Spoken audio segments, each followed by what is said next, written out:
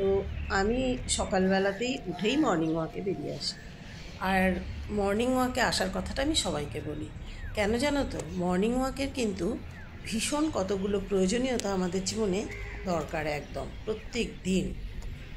আজকাল চারদিকে যা পলিউশন, এই ভোরবেলায় যদি আমরা হাঁটতে বেরোই তাহলে আমরা কিন্তু একটা তাজা হাওয়ায় শ্বাস প্রশ্বাস করতে পারবো। তাছাড়া আমাদের উন্নত মেজাজ হবে, উদ্বেগ কম হবে, শরীরে রক্ত সঞ্চালন বাড়াবে। আর আজকাল হার্ট অ্যাটাকের প্রবণতা প্রচুর, হার্ট অ্যাটাকের ঝুঁকিটাও কমবে। তাই আমাদের সবাইয়ের উচিত একটু করে মর্নিং ওয়াক করা, আধ ঘন্টা অন্তত। দেখো, আজ নিয়ে এসছি কাঁচা আম। কাঁচা আমগুলো এই সময় দেখতে কি সুন্দর লাগছে। আজ খাবো কাঁচা আমের চাটনি। কাঁচা আম কিন্তু বিভিন্নভাবে শরীরের পক্ষে উপকারী। চলো এবার আমগুলো কেটে ফেলি, আম দিয়ে চাটনি বানাবো। আর কি এনেছি দেখো, খেজুর এনেছি, আমসত্ত্ব এনেছি। কি দুর্ধর্ষ চাটনিটা বানাবো সেটা ভেবে দেখো, খেজুর, আমসত্ত্ব, কাঁচা আম। আমি তো এই চাটনিটা এত ভালো বানাই আর এত ভালো লাগে না খেতে, কি আর বলবো। ও তো এনে দেয়নি, এতদিন থেকে বলতে বলতে আজ আমি ব্লিঙ্কিট থেকে আনলাম। ও না একটু জিনিসের দাম বেশি হলে, যে জিনিসটার দাম বেশি সেটা ছাড়া যদি তোমার চলার মতো থাকে, ও একদম এনে দেবে না। যাই হোক, 3টে এনেছি, একটা ওখানে রয়েছে। কাটি গিয়ে কেটে এগুলো দিয়ে খুব সুন্দর করে একটা চাটনি বানিয়ে ফেলি। চলো যাই। আজ হবে এই সিজনের প্রথম ফুলকপির বড়া। ফুলকপিগুলোকে হালকা করে নুন হলুদ দিয়ে আমি কিন্তু ভাপিয়ে এখানে রেখে দিয়েছি। বড়া করব, খাওয়ার সময় গরম গরম বড়া ভেজে দেবো। আর কী দিয়ে বড়াটা ভাজবো বলো তো, দাঁড়াও দেখাই। এই দেখো, গোবিন্দভোগ চাল ধুয়ে ভিজিয়ে দেবো আর কি, সবে নিয়েছি। এটা এখন ধুয়ে ভালো করে ভিজিয়ে রাখবো।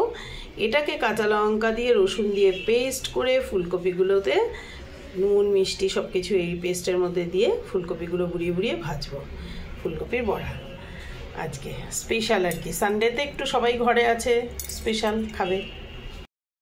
এই দেখো, এরকম করে ফুলকপিটাকে পেস্টের মধ্যে করে রেখে দিয়েছি। খাওয়ার সময় মুচমুচে করে ভেজে নিয়ে আসবো। ফুলকপির বড়া চাল বাটা দিয়ে করলে কিন্তু ভীষণ মুচমুচে হয়, দারুণ লাগে। আর এটা আমাদের এই বাড়ির মধ্যে আমার ছোটো ছেলের হচ্ছে সবচেয়ে ফেভারিট। দেখো, আজকাল না চশমা পরতে পরতে আমার এই জায়গাটায় কেমন দাগ হয়ে যাচ্ছে। কি কি আর যাবে, লাস্ট পর্যন্ত যখন উপরে যাব আর কি কি রেখে যাব, কি কি নিয়ে যাব জানা যায়নি। কীরকম একটা দাগ হচ্ছে, বাজে, খুব বাজে লাগে। কিছু করার নেই, চশমা ছাড়া এখন তো থাকতেই পারি না। সবে স্নান করে এসেছি, তাই চশমাটা পরিনি, এক্ষুনি পরে নিতে হবে। বাজে অবস্থা। তোমাদের দেখাচ্ছি, দেখো বেগুন গাছে বেগুন ধরেছে আর অনেকগুলো ফুলও হয়েছে, দেখেছো?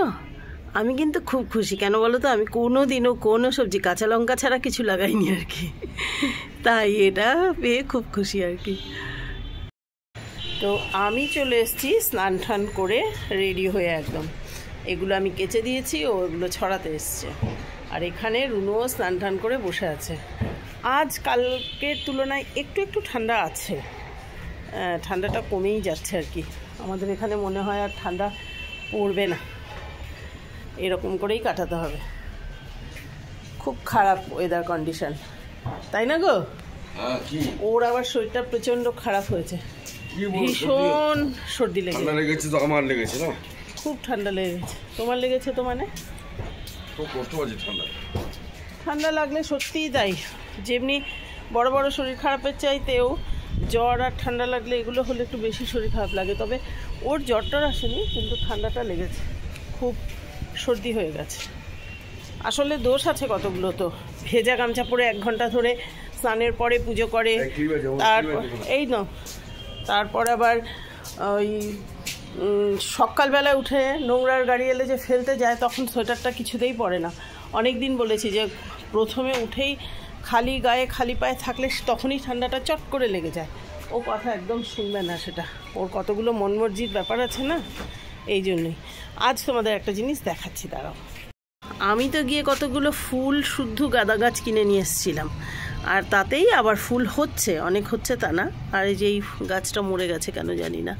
আর এইগুলো দেখো, ছোট ছোট একদম গাঁদা গাছ ও কিনে এনে লাগিয়েছিল। সেইগুলো বরঞ্চ দেখো বেশি ভালো হয়েছে। কত করে কুড়িয়ে এসছে এক একটা গাছে, এই দেখো ভর্তি, আর ফুলও ফুটতে শুরু করে দিয়েছে। তাহলে আমার মনে হয় ওর এই কেনা গাছগুলো ছোট ছোট, ও বলেছিল ছোট চারা নিয়ে এসো, কিন্তু আমি ভাবলাম যে ছোট চারা নিয়ে আসলে যদি আবার না হয়, সেই জন্য বড় নিয়ে এলাম। আর আমি যেগুলো এনেছি তাতেও ফুটছে, নতুন কুড়ি ধরছে, ফুটছে, হয়েই যাচ্ছে, কিন্তু ওরগুলো এত ছোট অবস্থাতেই কি সুন্দর ফুটে উঠেছে না। তোমার গাছগুলোই লাস্টে দেখা গেল যে বেশি ভালো হচ্ছে। আমার গাছ ঝাঁকড়া হবে না তো, আমি সেরকম ঝাড় দিচ্ছি, আমি কম্পোস্ট সার দিচ্ছি তো। ও ওই অনেকে যে এইসব বেশি ঝাড় দিচ্ছে ফুল ফোটাবার জন্য, গাছকে ঝাঁকড়া করে উঁচু করলাম, বড় বড় করার জন্য, তাই না? আমি ছোট্ট গাছ হাইট শর্ট হবে, ফুলে মরে যাবে। ভালো করেছে। আর গোলাপ গাছেও কুড়িতে একদম ভরে গেছে, অনেক ফুল ফুটবে জানো গোলাপ। এই দেখো আমাদের গোলাপের কালারটা একটু অন্য, কিন্তু অনেক। আজ আমি এসে ছেলের ঘরে পুজো করে দিলাম, কারণ ওর ভীষণ সর্দি লেগেছে। ওই না হলে রোজ পুজোটা করে দেয়, আজ আমি এসে করে দিলাম, কারণ ও আবার কখন আসবে, কখন দেবে পুজো, ওর এত ঠান্ডা লেগে রয়েছে, ও আবার সেই ভেজা গায়ে পুজো দেয়, তার জন্য আজ আমি পুজোটা করে দিলাম। এই দেখো সর্দি কাশি হয়েছে, জ্বরও আসেনি, কিছুই না, গান গাওয়া শুরু হয়ে গেছে। ওর একটু সর্দি টর্দি হলেই এরকম কীর্তন গায়।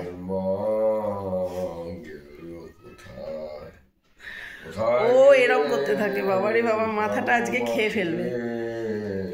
যাই হোক বন্ধুরা, এই ভিডিওটা এখানেই শেষ করছি, আবার তোমাদের সঙ্গে পরবর্তী ভিডিওতে দেখা হবে। আর ভিডিওটা কেমন লাগলো অবশ্যই কমেন্টে জানিও, আর লাইক, কমেন্ট আর সাবস্ক্রাইব করে দিও চ্যানেলটাকে। Thank you, by.